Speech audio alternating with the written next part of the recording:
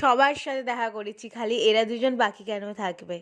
তারপর এদেরকে দেখিয়ে তোমাদের আমি চলে গেলাম চটজলদি রেডি হতে। আমার একটা বন্ধুর বাড়িতে ইনভাইট আছে। আমি এই কুর্তিটা পরে নিয়ে তোমাদের দেখাচ্ছিলাম কেমন লাগছে বলো। ওখান থেকে ওদের বাড়িতে গিয়ে টিফিনটা ঝটপট সেরে নিয়েই চলে গেছিলাম মিষ্টির দোকানে অনুষ্ঠানের জন্য কিছু মিষ্টি আনতে। আর মিষ্টি নেওয়ার সাথে সাথে নিজেও কিছু মিষ্টি খেয়ে দেখছিলাম। মিষ্টি খাওয়ার পর ওখান দিয়ে যাওয়ার পথে না কামরাঙ্গা মাখা নিয়ে নিয়েছিলাম। ওই বসে বসে খেয়ে দিয়ে দুপুরের লাঞ্চে বসে পড়লাম।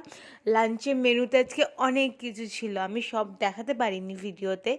ভাত, শুক্তো, বেগুন, মাছের মাথা দিয়ে কফি, তারপরে 2 রকম মাছ ছিল, চাটনি, পাঁপড়, মিষ্টি, অনেক কিছু ছিল। খেয়ে তো পেট পুরো ভরে গেছিলো আমার।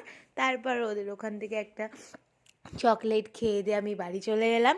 রাতে তেমন খিদে পাচ্ছিল না বলে আর ভেবেছিলাম কিছু খাবো না, কিন্তু একদম রাতের দিকে ক্রেভিং হলো বিরিয়ানি খাওয়ার। তাই যেমন ভাবা এই কম্বোটা অর্ডার করে দিয়েছিলাম। কম্বোতে ছিল আলু বিরিয়ানি আর চিকেন চাপ, 130 টাকা করে নিয়েছিল। খেতে সত্যিই অসাধারণ ছিল। আমার দিনটা তো আজকে হেভি ভালো গেল। আমি এইভাবে রাতের ডিনারটা সারি। তোমরা যদি আমার এই ভিডিওগুলোকে যদি এতটাই ভালো লেগে থাকে তো তোমরা কিন্তু লাইক করে দিও। Bye bye, good night. তোমরাও কিন্তু আশা করি তোমাদেরও এতক্ষণে রাতের ডিনার হয়ে গেছে। আমি তো আমি নিজেই আবার হাত দেখিয়ে বলছি সত্যি বিরিয়ানিটা খুব ভালো ছিল। আমি এখন ভিডিও এডিট করছি, আমার এখনই আবার লোভ লাগছে। চলো বাই বাই।